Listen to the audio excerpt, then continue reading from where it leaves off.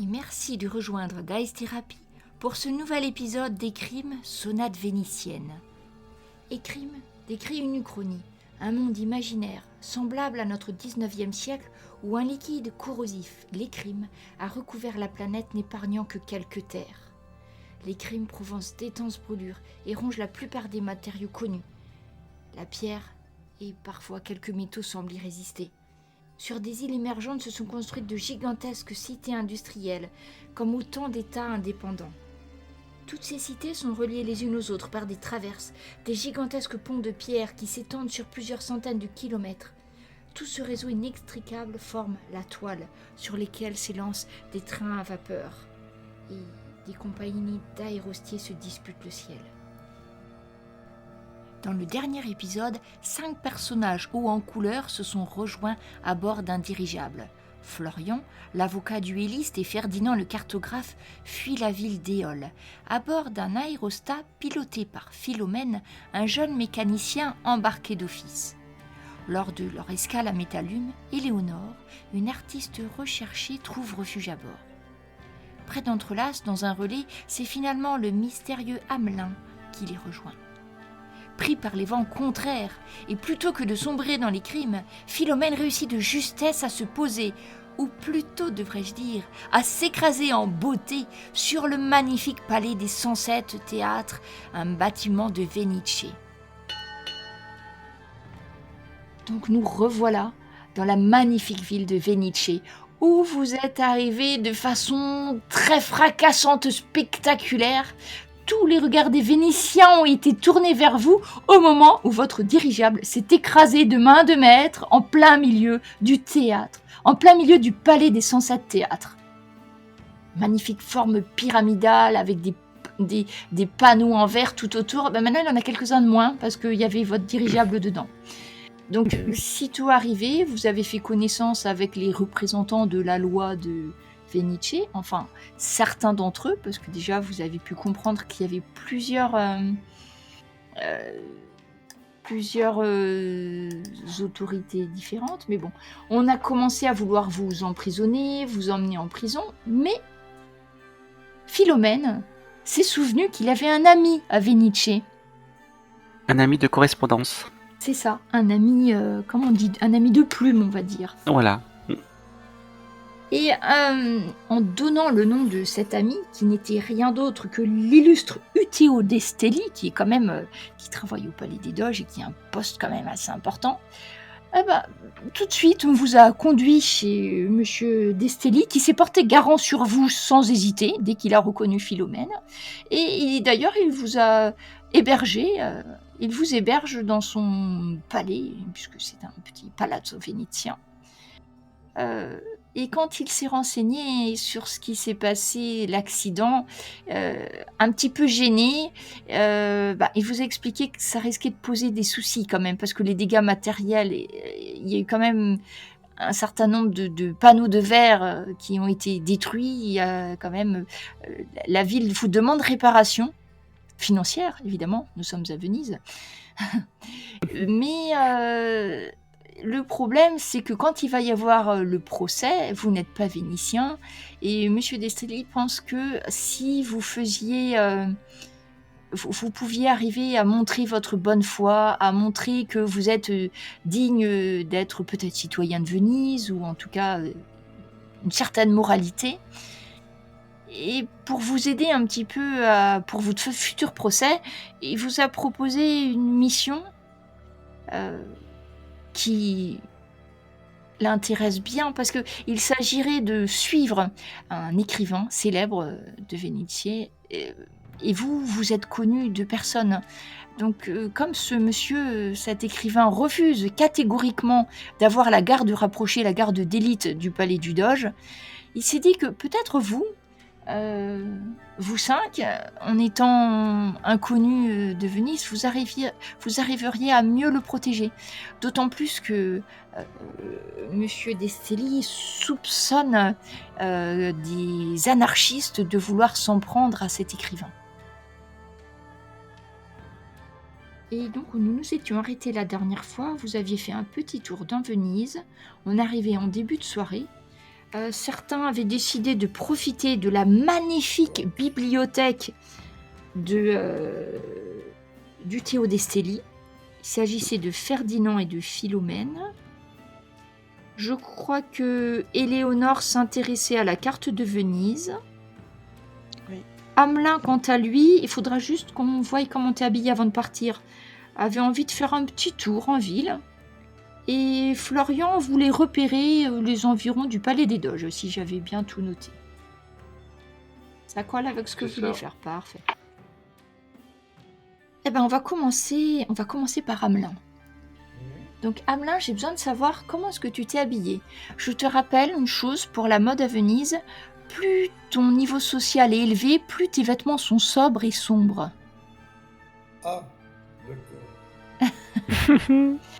Monsieur Destelli, me semble, vous avez montré une garde-robe qui vous avait laissé à votre disposition. Vous pouviez prendre des capes, il y avait de quoi s'habiller, finalement un petit peu comme vous le vouliez. C'était plutôt une garde-robe de bonne qualité, ceci dit, qu'il a laissé dans sa chambre d'amis. Et vos masques n'étaient pas encore prêts, si je me souviens bien. Ils seront prêts que le lendemain. C'est ça. Enfin, moi, j'avais juste un masque standard, Oui, je crois. Ferdinand avait commandé... Je crois que vous aviez tous commandé un masque, sauf peut-être Hamelin, je me souviens plus. Je n'avais pas pris, non, j'ai ma capuche. Voilà, Hamelin non, mais il me semble que vous autres, vous aviez tous pris un masque plus ou moins simple ou plus ou moins... Oui, Et j'avais plutôt simple. noté... Oui, j'avais noté que Ferdinand avait pris juste un loup, si je me souviens bien. Je sais plus, j'avais pris un truc simple aussi. Tu m'avais dit un loup, comme ça je pourrais le customiser. Oui, un truc que je peux customiser. Ok. Donc, Hamelin, comment t'habitues pour sortir pour ta petite soirée Ce que je vais faire, donc je vais prendre juste une cape dans la garde-robe de couleur vive, alors, parce que normalement, ça. Un beau rouge, ou orange, ou jaune, un truc comme ça. D'accord. Donc, Pour le reste, je vais garder mes habits. Je vais juste mettre... Tu vas trouver une cape dans un espèce, ça ressemble au toucher à du velours, bien que c'en n'est pas, de velours rouge sombre. Ça fait riche ou pas? Ça fait pas pauvre, plutôt milieu, plutôt un peu bourgeois, mais surtout, c'est pas noir, quoi. Ouais. Après, tous les vêtements sont de bonne facture. Si quelqu'un regarde de près, il verra que c'est du vêtement de bonne facture. Après, tu as plusieurs vêtements. Peut-être que tu peux décider de faire de l'artisanat. Tu peux? Non, mais bon, essayer de passer le plus inaperçu possible, je demande... Alors, tu vois qu'il y a une culotte bleue. Tu penses que si tu mets la culotte bleue, le gilet blanc et la cape rouge, ça fera plus... moins noble. On va faire ça. Je vais m'habiller comme ça, alors. On va commencer par suivre Hamelin, ensuite Florian, et ensuite je reviendrai sur la maison d'Estrelli. Donc Hamelin, tu sors. Le majordome, qui n'a jamais voulu vous donner son nom, te fait une petite courbette, t'ouvre la porte, te laisse partir et te recommande d'être prudent puisque la nuit vient de tomber. Mais je suis prudent. J'écoute, je regarde. Quand tu sors, en fait, tu t'aperçois que on est en début de soirée, tu es dans le quartier des artistes. C'est quand même assez animé encore. Il y a quelques spectacles de rue, il y a pas mal de gens qui sont en train de finir de manger dans les petits restaurants qu'il y a dans les petites ruelles. Et tu voulais te diriger vers un quartier en particulier, tu m'avais dit? Oui, le quartier un peu plus populaire. Alors, le quartier est très populaire, c'est-à-dire le quartier des mineurs, est tout au sud de Venice. Alors, c'est peut-être pas ce que je t'avais dit la dernière fois, mais j'ai revérifié. C'était à l'ouest, à l'est. Voilà, en fait, tu vois, je vais te dessiner un petit carré. Tout en bas, au sud-est, tu vois? Ah oui. C'est loin pour y aller? Il va falloir que tu marches... Alors, j'ai pas l'échelle de la carte. Je dirais qu'il faut c'est peut-être quand même facile 1h30 à pied, à moins que tu prennes une gondole. Oh, 1h30, non, je Ou vais une pas y chaise à aller. porteur. Je vais pas y aller si c'est à 1h30, non. Et oui, c'est Non. vraiment, là, c'est vraiment, en fait, si tu veux, les quartiers pauvres, Ouais, plus ouais, t'es je pauvre, comprends. plus t'es loin. Non, mais si c'est trop loin, non, non, je pense que j'aurai 30 minutes maxi, quoi. Bon, mais... Alors, le majordome te donne ses renseignements et tu vois Florian qui arrive, Hmm. prêt aussi à partir. T'es habillé comment, Florian? Bah, moi j'avais l'intention d'aller me promener habillé de manière décontractée, sans attirer trop l'attention non plus sur moi, histoire de faire le Si tour tu du restes dans ce quartier autour quartier-ci, de... c'est plutôt sobre. Ça, C'est-à-dire des ça, couleurs oui. sombres, en fait. Voilà. Après, est-ce que j'ai gardé mes vêtements de quand on Oui, est je pense que parti oui. Alors je sais pas trop comment ils sont, mais Un pantalon un petit peu serré, des chausses serrées pour que ça ne t'entrave pas dans tes mouvements d'escrime, avec des chaussures adaptées, légères, un gilet et une chemise avec des manches bouffantes, ta tenue de dueliste. Auquel tu peux rajouter une veste quand il fait froid, évidemment. Une veste, une espèce de redingote. Ça fait clairement pas vénitien parce qu'il manque la cape. mettre une petite cape pour être un petit peu dans la couleur locale. D'accord. Donc tu vois, pendant que tu hésites, Amelin, Florian qui commence à partir. Ah, Est-ce que Florian, vous... tu vas te promener, toi aussi? Tu viens Ouais. avec moi? Ouais, bah je vais juste à l'intention puisqu'on n'est pas très très loin. Le Oh, on palais n'est pas des très Doges, c'est loin. vraiment central. C'est le petit îlot central. Voilà, on est à Là, quoi? On vous est êtes à 20 minutes, allez. Ouais, juste pour essayer de voir repérer le lieu et pour pouvoir mieux suivre notre travail d'intérêt général demain. Bonne idée, bah, je vais t'accompagner. En fait, je voulais aller dans un quartier un peu plus animé, on va dire, mais bon.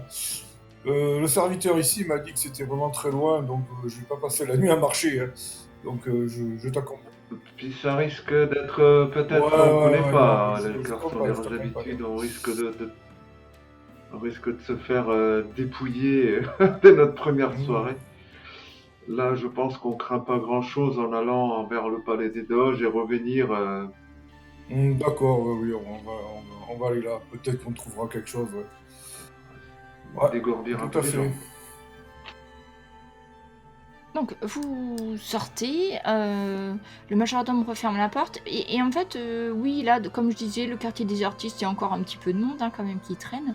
Vous voyez les marionnettistes ranger leurs marionnettes pour le futur spectacle.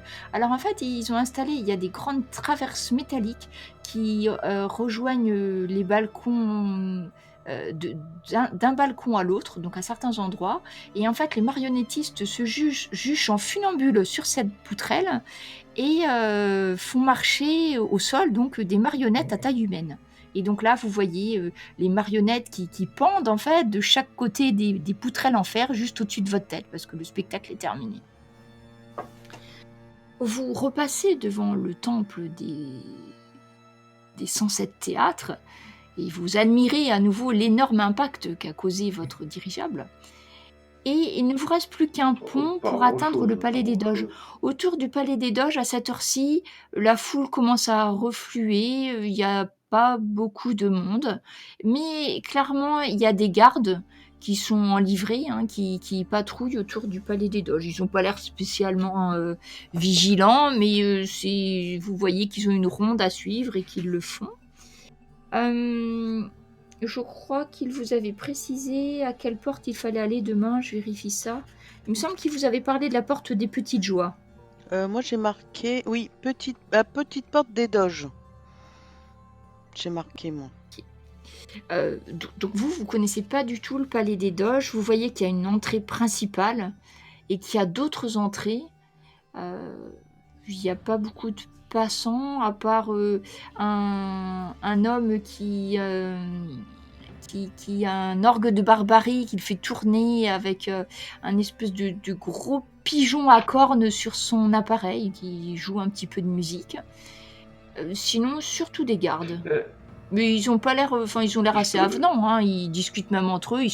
Ils gardent les portes, ils font le tour. Hein. Mais après, c'est leur travail. Bah, j'interpelle un joueur d'orgue de barbarie pour que... Bonjour, cher monsieur, pourriez-vous me dire où se trouve la porte... C'était quoi déjà, la porte des pe- Tu m'as dit quoi? Ah pardon, quoi, la la porte porte des petites joies. La porte des petites joies au Palais des Doges, s'il vous plaît. L'homme arrête de tourner sa manivelle, te regarde en se grattant la tête et en remontant son chapeau, et il te dit « Oui, c'est une porte du Palais des Doges, mon cher ami. Vous êtes touriste ici ?» Oui, laquelle des portes? Ah, laquelle? Il y en a plusieurs, vous voyez. Et puis en même temps, tu sais, il range sa petite sibylle avec ses pièces, innocemment. Il y a beaucoup de portes. Il y a la porte pour les doges, il y a la porte pour le personnel, il y a la porte pour les requêtes. Beaucoup de portes dans ce palais des doges. Mais à cette heure-ci, c'est fermé. Et il rebouge un petit peu sa sibylle avec les pièces. Bon, je prends une petite piécette et je lui donne... Alors, Viens un voir sou, comme ça. un hurle ou une lige, en sachant qu'une lige, c'est le salaire, c'est le salaire journalier d'un garde, par exemple. Attends. C'est où le pognon? C'est dans ton inventaire. Au fait, j'ai vérifié, Philomène, c'est bien ça. Oui. T'avais bien économisé, c'est pour ça. Bah disons, oui, impressionnant. Tu dépenses rien. Ouais, les hurles, c'est moins fort que Oui, les c'est liges, non? c'est un dixième, en fait. Ça marche par dixième. Bah, je lui donne une petite hurle comme ça. Oh, monseigneur, je vais vous montrer la porte des joies. Sans aucun souci. Suivez-moi. Hop, en 2 secondes, il remballe son machin, son truc, il referme. Allez-y, mon bon gueux, Il laisse, montrez-moi. il laisse son attirail sur place, mais il a fermé, en fait. Il a embarqué ses sous. Et il vous montre, en fait, c'est juste une porte contralatérale sur la droite. Il vous montre, voici la porte des petites joies. C'est une porte qui fait 10 mètres de large. D'accord. Elle est un tout petit peu plus petite que la porte principale. Oui. Et, avec ton hurle, il te dit oui, c'est là que tous les représentants des loges qui ont motif de se plaindre au niveau des doges font la queue la première heure pour faire la file et attendre d'être reçus. Parfois, ils font la file toute la journée sans jamais être reçus. Mais c'est ici que les mécontents peuvent patienter avant d'être introduits dans une des grandes cours du palais et exprimer leurs doléances. Parfois, quand il n'y a personne qui les reçoit, ils peuvent aussi écrire sur un petit disque de cuivre leur nom et leur adresse et le mettre là-bas. Vous voyez, tu vois qu'en fait, dans une des parois du mur, il y a une énorme bouche en pierre, une tête de femme, un petit peu comme une espèce de méduse, et la bouche est vraiment ouverte. Il dit, voilà, c'est là qu'on peut mettre les disques de cuivre avec son nom si jamais on souhaite... être contacté et qu'on n'a pas été reçu dans la journée. Vous êtes des touristes ici, ils vous regardent, ils vous détaillent. Voulez-vous que je vous fasse une visite privée? On est juste de passage. Non, nous sommes de passage. Nous travaillons. Une visite privée du quartier des artistes. Oui, le quartier des artistes, il y a tellement de choses intéressantes, surtout la nuit.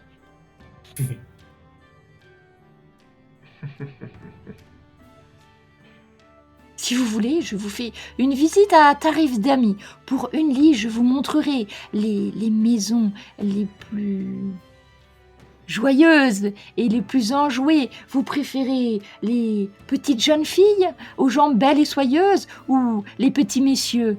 Que préférez-vous? Je vous y emmènerai sans tarder. Je crois que vous Ah, me les freinez, plaisirs de la nuit, cher messieurs, à Venise, c'est vraiment se un lève spectacle tôt qu'il ne faut demain. pas louper. On se lève tôt demain, faut qu'on... Non. Oh, pardon, messieurs, vous êtes ensemble, pardon. Il recule en baissant son chapeau. Non. Je vous laisse à vos amours. Et il repart vers son orgue de barbarie. Allez, si Est-ce tous que- les habitants sont Est-ce que vous conduits, pouvez me faire tous les deux un test de maraude, je vous prie? Ah, il nous a volé des trucs. Hein. Pitié. Maraude, Voilà, ça ça marche y est. dans les deux sens. C'est tout ce qui est... Dans social. Oui, tu as tout ce qu'il faut dans tes poches, Hamelin. Et toi, Florian? Ah, ça y est. Ah, Florian, voyons voir. Laisse-moi regarder ce qu'il y a dans tes poches. Oh, mais t'as beaucoup de sous. Eh bien, je pense que quelques pièces te manquent, mon cher Florian. Déjà? Et malheureusement, je pense que tu regarderas, tu referas tes comptes et je pense que... Il te manque quelques liges, mon cher. Si tu te retournes, le brave homme n'est plus là. Ouais. Au niveau du palais des doges, vous voyez qu'il y a des rondes en plus des plantons. Vous voyez qu'il y a des hommes en uniforme. C'est un uniforme assez sobre qu'ils portent, qui ont des rapières aux côtés et un pistolet et qui font en fait le tour de la place. Et, de toute façon, pour accéder au palais des doges, il y a 2 ponts. Un pont est et un pont ouest. Donc en fait, leur ronde, en fait, ils font un demi... Il y en a qui font d'un pont à l'autre par le nord et les autres qui font d'un pont à l'autre par le sud. C'est bien surveillé. Et de toute façon, à cette heure-ci, honnêtement, il n'y a pas grand monde. Hein.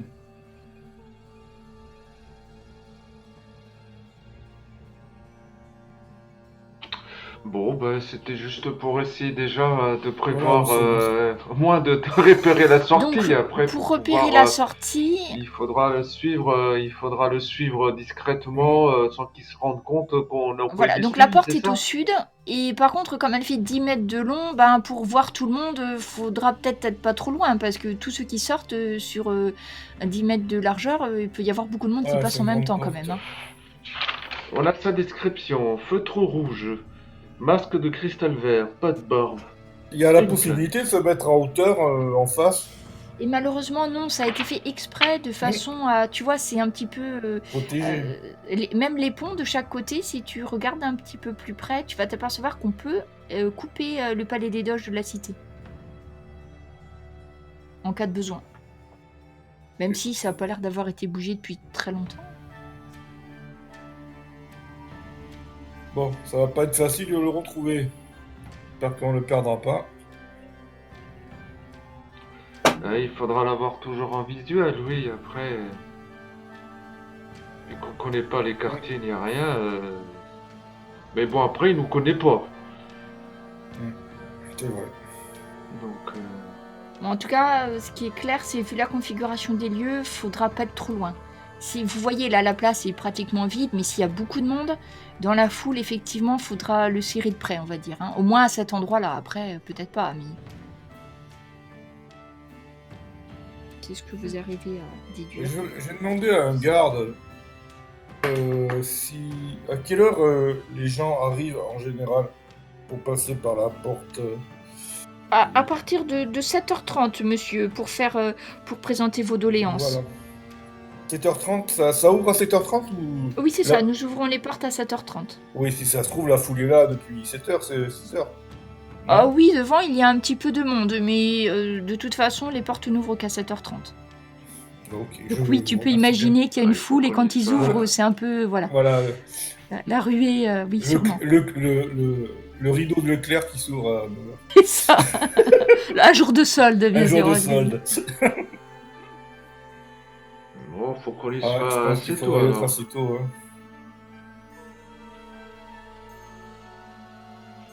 Bon, je pense qu'on en a assez. Bon, allez, on va rentrer. Donc vous commencez à vous repérer un petit peu maintenant dans le Oui. quartier, ce qui fait que le quartier des artistes, en étant repassé une fois, puis 2 fois, vous commencez à prendre des petits points de repère. Là, vous savez qu'il y a la boutique des masques. Là, vous avez vu qu'il y a un petit restaurant qui fait... vous voyez une petite boutique d'alcool, ou même à cette heure-ci, il y a des gens qui boivent une petite absinthe bien frappée pour se préparer à rentrer chez eux. Vous avez aussi des petits... C'est pas vraiment des restaurants dans le sens où vous pouvez pas vous asseoir, c'est de la vente à emporter plutôt.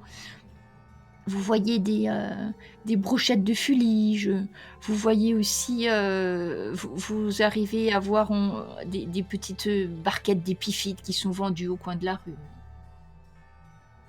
Qu'est-ce que c'est? À quoi ça ressemble?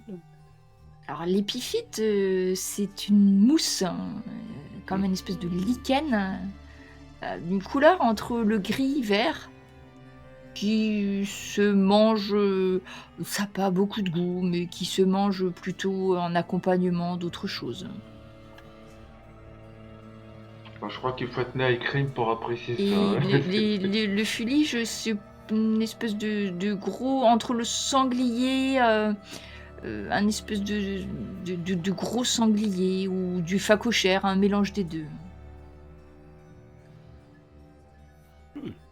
Vous en avez tous sûrement mangé à un moment donné. Ah bon?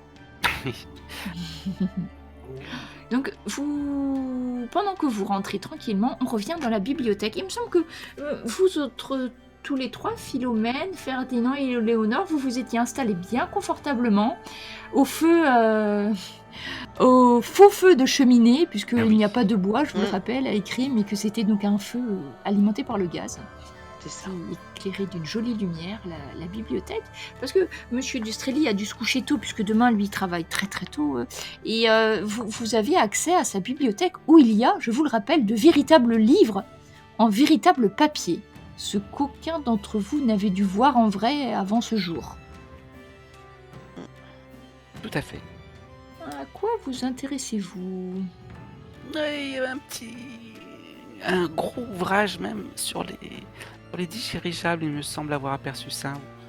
Un gros livre sur les dirigeables. Tu vas vérifier tes connaissances, du coup. On va voir un petit peu... Alors, il y a plusieurs livres sur les dirigeables. Il y a même une étagère entière de livres sur les dirigeables, parce que ton ami est féru aussi, comme toi, d'aérostat. Et il a beaucoup d'ouvrages et de documents. Tu vas en avoir qui sont plus des documents techniques sur la forme des dirigeables, d'autres plutôt des livres de droit sur le code, les codes divers et variés qu'il faut appliquer en bon aérostat, et d'autres sur les dangers de la navigation aérienne. Tu ne pourras pas tout lire ce soir. Il va falloir que tu choisisses. Effectivement, c'est la première fois que tu vois autant d'ouvrages. Là, la plupart, à part un livre en papier, un vrai livre, les autres, ce sont des plaques. C'est gravé, des plaques de cuivre. Ah bah j'ai commencé par le livre en papier. Là. Alors, le livre en papier, tu vois, c'est du bon usage des aérostats. Ouais. Et quand tu l'ouvres sur la page de couverture, tu vois... Almanach à l'usage des aéronautes consciencieux. Surtout, je le compulse juste pour le côté tactile du papier, des dessins, de la façon dont ça serait présenté, parce que probablement que j'aurai plus l'occasion d'en voir si jamais je quitte Venise, comme je ne sais pas de quoi ça sera fait demain. Dans ce livre-là, il n'y a pas beaucoup de dessins, donc effectivement, le toucher soyeux de ces pages... était vraiment rien que le plaisir tactile de pouvoir tourner ces pages, ça change tellement du métal. Tu as une odeur que tu n'avais jamais perçue sur les plaques, tu as l'odeur d'encre, de vieux papier en tournant les pages. Et essentiellement, à part quelques dessins qui représentent un aérostat de façon plutôt succincte et pas très détaillée, tu vois qu'il y a tout un tas de règles sur un aérostat. Donc si tu survoles un petit peu, tu verras que, par exemple, en qualité de capitaine, il s'assurera du bien-être de ses passagers, tiendra un journal phonographique de bord pour rendre scrupuleusement compte des détails du vol et des avaries survenues. Blablabla, blablabla. Tu vas pouvoir avoir que il est possible à l'équipage de destituer un capitaine qui, par ses actes, mettrait inconsidérablement en danger la vie de ses hommes et plus encore de son appareil. Très drôle. Cette destitution ne doit survenir qu'après un vote de l'équipage, qui se serait préalablement assuré de l'impossibilité de négocier avec son capitaine. Embarquer à bord d'un aérostat implique une hygiène corporelle légitime. Voilà autre chose. En cas d'encombrement aérien, la priorité ira à l'aéronef le moins manœuvrant. Ainsi, une montgolfière passera toujours avant tout autre appareil volant. Et t'en as des pages. Alors, c'est en plus c'est un ton un petit peu pontifiant, tu sais. C'est très, c'est pas très pratique. C'est des conseils, plutôt des règles absolument à suivre, mais on t'explique pas trop bien le pourquoi du comment. Bon, il y a des choses qui te paraissent évidentes, il y en a d'autres, tu sais pas bien pourquoi. Comme le passager qui ne serait pas acquitté d'une offrande à Notre-Dame des Airs pourra être jeté par-dessus bord pour servir lui-même d'offrande, par exemple. Très drôle. Celle-là, elle m'endort moins, celle-là. Ça, c'est les passagers clandestins, tu vois. Si quelqu'un a pas pensé à... Parce qu'en fait, tu payes ton vol et aussi tu dois faire une offrande à Notre-Dame des Airs. Oui, tout à fait. Voilà, tu as quelques petites choses comme ça. Donc tu vas t'absorber dans ta lecture. Si tu veux, je te ferai un petit...